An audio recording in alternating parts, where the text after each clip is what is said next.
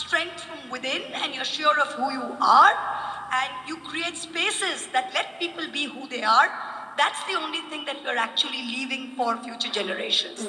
So I urge institutions like Loyola, like Derek said, and institutions that are run by the Jesuits all over India, that please instill the sense of self-worth in all your students and create spaces where the voices of dissent can flourish. Because if we don't have critical thinking and if we don't have voices of dissent, this country is going to become a homogeneous mass, which was certainly not what our founding fathers intended it to do. So it's not just higher education, it's a way of life. And this is something that, like I said, go set the world on fire, put your ego aside, and always strive for magis. So I can't really improve on what St. Ignatius Loyola said. He seemed to have encapsulated my mottos in life as well. But thank you very much, and I'm really honored to be here. Thank you. Thank you very much, ma'am, for your numbers. Numbers of narratives and stories, and they are very vital. Thank you very much. Illustrious parliamentarians like you and Mr. Derek O'Brien and several parliamentarians that we have, also some from Tamil Nadu, have been very critical, very articulate, very impressive in the parliament, and I believe you are educating the parliament. My simple question is, all that you speak so vocally, so impressively with the facts and figures, convictions, seem to be falling on deaf and stone ears. Can we continue to believe in this parliamentary democracy for education? Sir, thank you very much for your kind words. I join my colleague Derek in thanking you.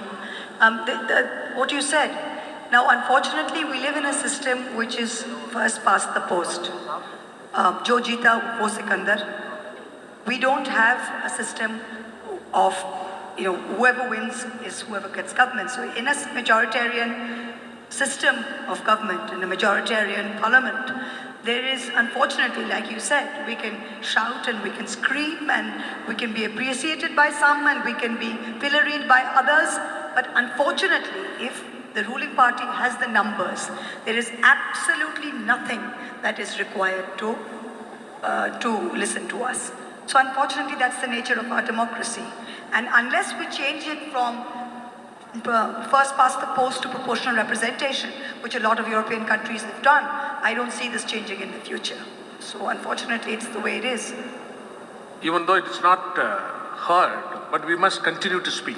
Yeah, of course we continue to speak, and you'll be surprised. I mean, the ruling party doesn't win with 50% of the vote. They win with 220 million votes, which is 22%, less than 22% of the population. So there are a very large number of people who are not in line with their way of thinking, and they look to us and we are their voice. Only EVM scam. Anyone from outside Jesuit fraternity, Jesuit college, one woman.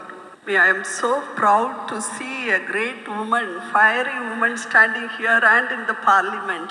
So congratulations, ma'am. As you said, everything goes wrong. Whether justice or financial contribution or equality or inclusivity, everything is wrong now. But our voices seem not to be heard. Right from the installation of new national educational policy, I had been part of till coming up to Delhi, and we have mobilized all over Tamil Nadu, but voices were not heard. Now also with the recent UGC draft, the whole Tamil Nadu is being mobilized and people are voicing out. I wonder whether it will be heard. So even to an extent, we wonder whether we are in a democratic country, and do you think something would happen? Sister, Last 10-year problem, EVM scam. No, just now. No, it's okay. It's okay. Yes. It's okay. Yeah, for the younger generation, it doesn't give any motivation or anything to. Remember something, ma'am. If our founding fathers, Gandhiji had thought that we are never going to get, is at any point, then we would never have got attained independence. We are all part of a movement. It's not something that's overnight.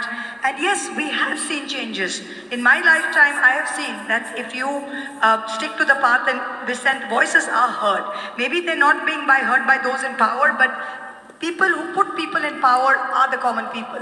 And if common people see movement, they will understand sooner or later. They are mobilized by movement.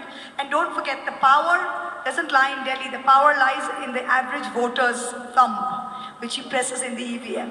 So if average EVM is people a are understanding and average reject people item. are convinced of the right or Scam. wrong of a certain movement, then over time, of 10 course, year something lost will happen. nation. A lot has already happened and more will happen.